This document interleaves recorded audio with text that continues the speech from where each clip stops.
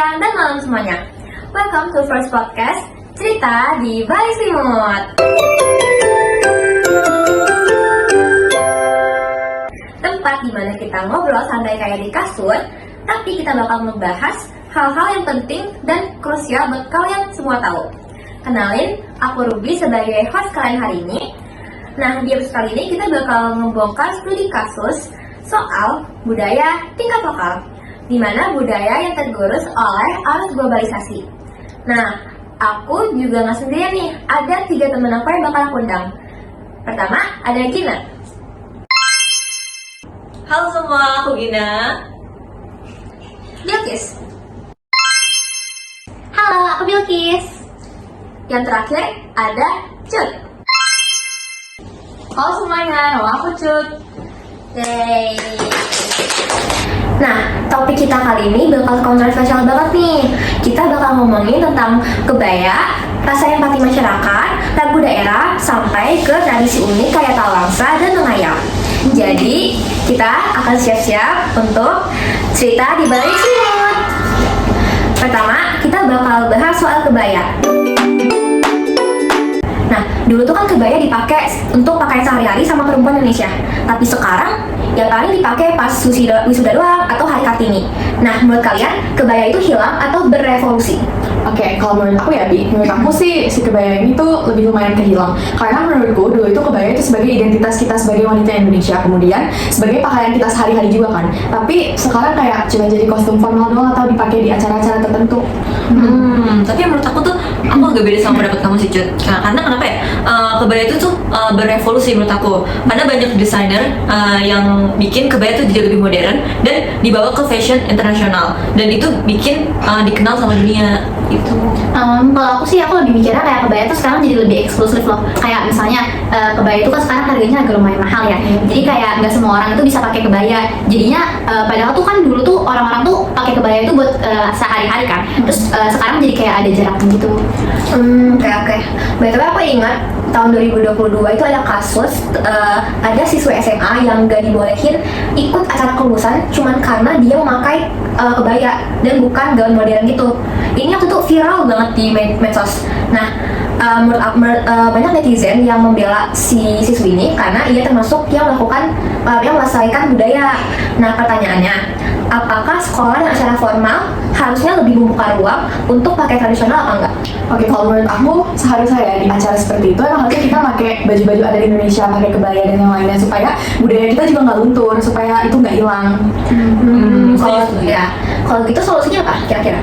Kalau menurut aku kita harus meningkatkan kualitas sumber daya manusia supaya nanti si generasi muda ini tuh bisa diedukasi oleh guru-guru atau yang lain, supaya nanti kayak kita juga bisa ngerti tentang sejarah, makna kebaya, dan kayak si kebaya ini tuh bukan sekedar dipakai doang, tapi kita ngerti apa itu identitasnya, kenapa itu bisa dipakai sama masyarakat Indonesia. Aku setuju banget sih sama pendapat kamu. Jadi kebaya itu juga bukan cuma fashion, tapi juga bagaimana cara kita mengekspresikan diri sebagai wanita Indonesia.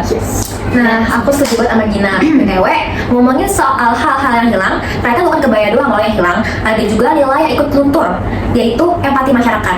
Nah, itu adalah segmen selanjutnya yang akan kita bahas di Cerita di Balik Selimut. Apaan tuh?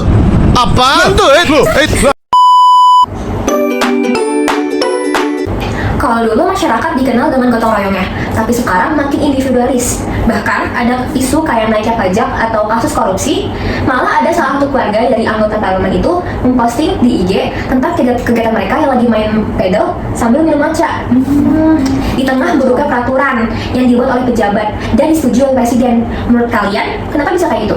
Kalau menurut aku itu tuh salah satu dari efek globalisasi ya. Kayak sekarang tuh orang-orang lebih peduli sama yang namanya gosip sama konten hiburan daripada isu-isu penting yang beredar.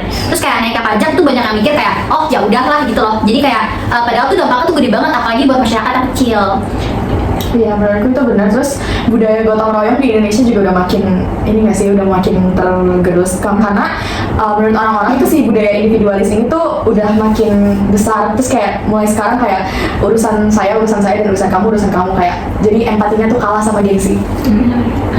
Tapi aku juga ngeliat tuh gini. Jadi globalisasi itu sebenarnya ngasih kita akses yang lebih luas. Jadi harus bisa bikin kita lebih kritis lagi, bukan malah jadi males terus karena ribet. akhirnya malah jadi cuek. Ngomong-ngomongin soal cuek nih ya, ingat gak waktu BBM kita naik tahun 2022? Iya, tahu. Ya kan? Itu banyak masyarakat kecil yang ngeluh, tapi banyak juga influencer malah flexing mobil baru atau nongkrong mewah. Ada banget. Ya, netizen tuh bilang mereka tuh tone deaf. Nah, ini nunjukin empati dirinya mulai hilang. Pertanyaannya, kenapa medsos malah bikin orang makin gak peka? Oke, balik yang tadi aku udah bilang ya, kalau misalkan sekarang tuh orang lebih mikirin image-nya mereka di medsos daripada di realitanya tuh kayak gimana, di realnya itu kayak gimana. Terus kayak tadi kalau misalkan empati mereka tuh udah kalah sama gengsinya, makanya mereka udah gak peduli satu sama lain. Kalau gitu solusi biar mereka gak apatis gimana? Ya sebenarnya sih balik lagi ya ke berpegang teguh sama norma sosialnya. Kayak gotong royong sama tegang rasa itu udah jadi budaya kita kan. Kalau misalnya itu bisa dipraktekin lagi, masyarakat tuh harusnya bisa lebih peduli satu sama lain. Aku setuju banget sama pendapat kamu, Kis. Nah, ngomongin soal makin dilupain, ada lagi lagu daerah. Itu cerita kita di balik selanjutnya. Nah, biar segmen selanjutnya nggak boring, kita ada cemil nih sambil nyemil. Ruby. Apa? Nah, jujur deh, kalian sekarang masih hafal gak lagu daerah kayak Perahu Layar, Lancang Kuning, atau Sirih Kuning? Jujur, aku sih dulu terakhir nyanyi itu pas SD, tapi kayak sekarang juga udah lupa gitu. Kayak sekarang dengarnya lagu lain, genre lain, pop, K-pop, jazz, yang lainnya. Iya sih, wajar sih menurut aku ya, karena kan sekarang kan udah kayak musik global tuh lebih banyak masuk ke Indonesia kan. Terus juga lebih gampang diakses, terus habis itu produksinya juga keren-keren banget. Kalau misalnya musik tradisional tuh kan sekarang lebih nggak diadaptasi ya, jadi kayak ditinggalin. Terus sebenarnya sih aku lebih suka kayak misalnya ada musisi yang nge-remix lagu daerah jadi kayak adaptasi jadi modern. Oke. Tapi kalau semuanya di remix tuh takutnya malah hilang nilai aslinya. Jadi harus tetap ada versi originalnya biar kita nggak lupa sama akar budaya kita. Nah, bener banget nih kata Gina. Ada survei yang bilang lebih dari 60% anak muda Indonesia itu lebih hafal lagu K-pop daripada lagu daerah. Tapi ada juga contoh positif kayak Weird Genius, Adi MS, atau Alfie Rev yang remix lagu daerah dan jadi viral. Jadi pertanyaannya harus dijaga atau boleh diadaptasi biar lebih relevan?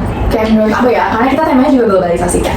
Nah, si lagu daerah ini tuh bisa mungkin dibawa ke YouTube, bisa dibawa ke Spotify, atau bisa dibawa ke TikTok untuk diadaptasi lagi. Kemudian kalau di TikTok ini sekarang lagi semua orang pakai TikTok, siapa sih sekarang yang pakai TikTok ya kan? Terus kalau misalkan dibawa ke TikTok dan bisa FYP, pasti kayak bisa lebih terbuka lagi nggak sih? Dan orang-orang luar tuh bisa tahu lagu-lagu daerah kita kayak yang tadi Lancang Kuning, Sirih Kuning, Perahu Layar, dan yang sebagainya. Bener-bener. Betul, coba deh kalau misalnya kita bayangin kayak lagu Sirih Kuning itu jadi kayak viral di luar negeri. Itu kan kayak jadi keren banget gak sih budaya Indonesia. Terus jadi globalisasi ini bisa jadi peluang buat Indonesia. Nah, setuju banget nih. Ngomongin soal tradisi asli, ada lagi yang lebih ekstrim, yaitu Tawangsa dan Mengayau. Itu adalah segmen kita selanjutnya di Cerita di Balik Selimut. Tradisi Tawangsa itu yang berhubungan dengan alam, sedangkan Mengayau itu alias headhunting atau pemburu kepala itu sudah jelas dilarang sekarang. Nah, menurut kalian bagaimana sikap kita terhadap tradisi yang seperti ini? Oke, kalau menurutku sih mengayau ini udah nggak perlu dilakuin lagi di zaman sekarang ya. Buru kepala manusia udah cukup, nggak usah. Tapi kita juga bisa, maksudnya kayak kita bisa mengenang aja kalau misalkan dulu sih tradisi headhunting ini tuh ada di Indonesia, ada sejarahnya di sini. Terus kita juga bisa menumbuhin rasa bangga kita terhadap Indonesia dengan cara kita mengenalin si tradisi ini ke anak cucu kita, atau kita kalau misalnya sebagai guru kita bisa kenalin ini ke murid kita sebagai simbol. Bener, apalagi banyak festival di Kalimantan yang masih menampilkan cerita Mengayau tapi dalam bentuk seni, jadi sejarahnya tetap hidup tanpa harus diulang. Kalau misalnya Talawangsa tuh kan sekarang malah lebih relevan banget ya, kayak filosofinya tuh khusus banget, dia tuh menghargai alam. Jadi kita bisa ambil nilai baiknya kayak dengan menerapkan gaya hidup yang ramah lingkungan. Kayak misalnya kita bisa menghemat energi, terus habis itu kita juga bisa mengurangi sampah plastik, dan juga kita bisa menanam pohon. Bener tuh. Tradisi kayak gitu tuh harusnya jadi pengingat kita kalau budaya kita tuh udah ngajarin hal-hal baik jauh dari sebelum modernisasi datang. Benar, jadi kesimpulannya gak semua tradisi itu harus dipraktikin ya guys, tapi makna dan nilai di dalamnya jangan sampai hilang. Tuh. Wah, seru banget ya kita diskusi hari ini. Kita ngobrolin dari kebaya, rasa empati masyarakat, lagu daerah, sampai ke tradisi ekstrim kayak Mengayau. Ternyata globalisasi itu bisa jadi ancaman sekaligus peluang ya. Kalau menurut aku dari obrolan kita yang tadi, dari diskusi kita itu ada sikap kritis yang bisa kita lakuin. Contohnya tuh kayak kita bisa ningkatin kualitas sumber daya manusianya, berpegang teguh sama norma-norma sosial. Terus kita juga bisa manfaatin globalisasi, karena globalisasi juga pasti ada dampak positifnya, nggak semuanya negatif. Terus kita juga bisa bangga sama identitas bangsa kita, contohnya yang kebaya, tradisi mengayau. Terus kita juga bisa nerapin gaya hidup ramah lingkungan kayak apa sih tadi? Apa Kis? Yang Yes, tawangsa itu juga kita bisa hemat energi, terus kita bisa nggak pakai lampu, nggak pakai listrik itu sih. Ya, menurutku.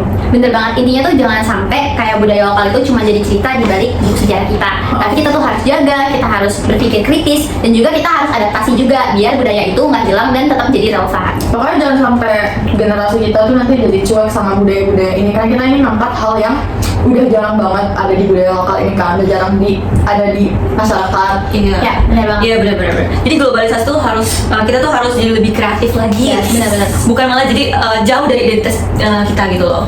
Bener banget. Dan ingat juga kita tuh punya tanggung jawab buat nerusin, dan kita harus bangga sama budaya Indonesia. Yes, benar banget. Aku setuju sama kalian semua. Oke deh, makasih buat Cut, Gina, sama Bilkis yang udah nemenin aku diskusi hari ini.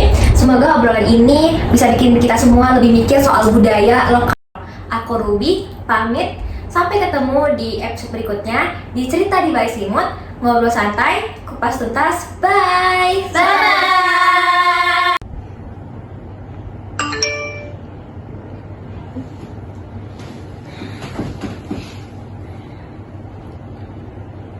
Bi, bangun kerja kelompok. Ruby, ayo buruan kita di depan, bangun. Ayo Bi, bangun.